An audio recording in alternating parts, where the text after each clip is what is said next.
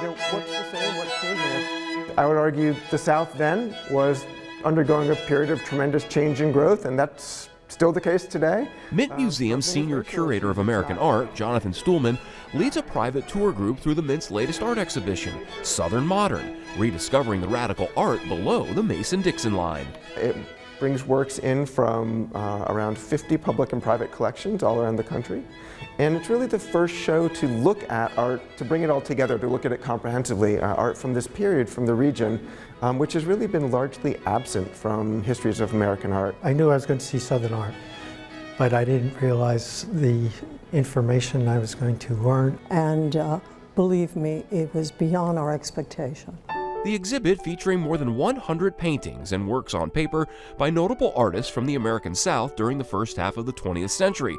It's an exhibit that, ready for this, has been in the works for more than a decade. It's a show that I started thinking about not long after I got to the Mint and started digging into our collection.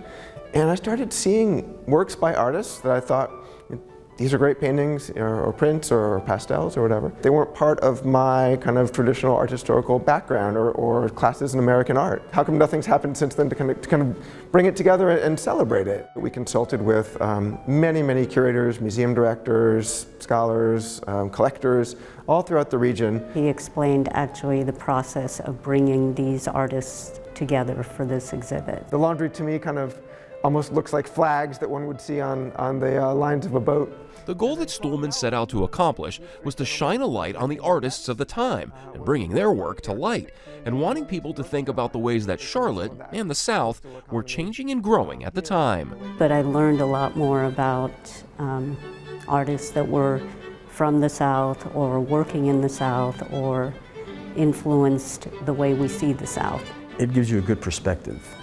You don't know where you're going unless you know where you came from.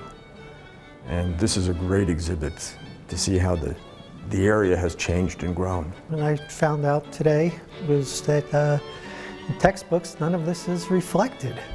And it's time that, hopefully with exhibits like this, that it will get introduced into the American art history. It was definitely cool. It's something I haven't seen a lot. So I lived in New York for a while. I'm moving to DC, so I've been around a lot of museums.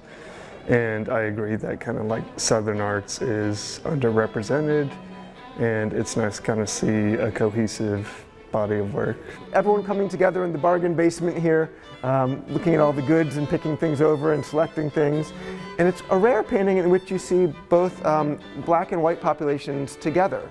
Sharon Portwood and her son Bryant were part of the curator-led tour group. As an artist himself, Bryant looks at things a little bit differently than the rest of us. So when I come in, the first thing I always look for is technique, just because that's the way my brain is wired. So I'm really drawn to some of the paintings that I always find something admirable in them, whether it's their use of color, whether it's their technical ability in the application of paint. A lot of things I look at him and I'm like, I can't appreciate this. What am I missing? And the best thing he told me today was look at the time, that people are such a product of their time.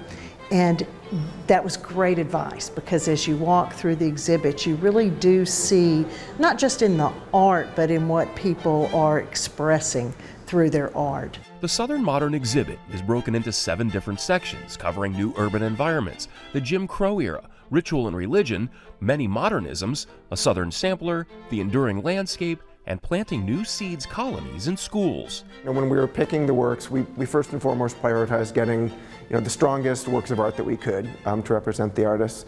And instead of, one could have gone through and said, okay, here's what's happening in North Carolina, here's what's happening in South Carolina, so on.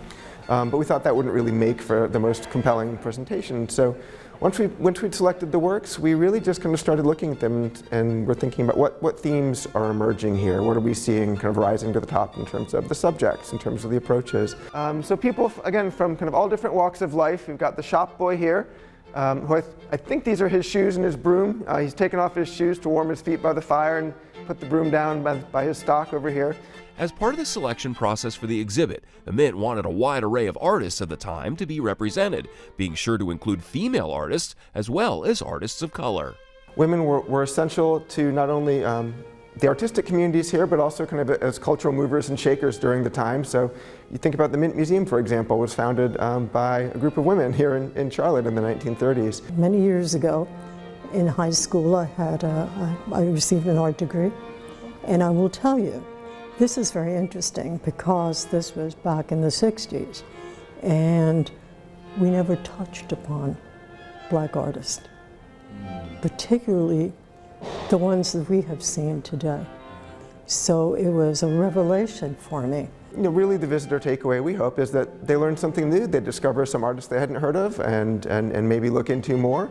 They have a broader appreciation for the culture going on in the South at the time. I think we know more about the music, the literature of the South during this era, but not so much the visual art. And so that's, we're hoping to add to that, and really for this show to be a springboard for future scholarship and new ways of thinking about American art. Thanks for watching, and if you don't want to miss any more great regional stories, please subscribe to our PBS Charlotte YouTube channel.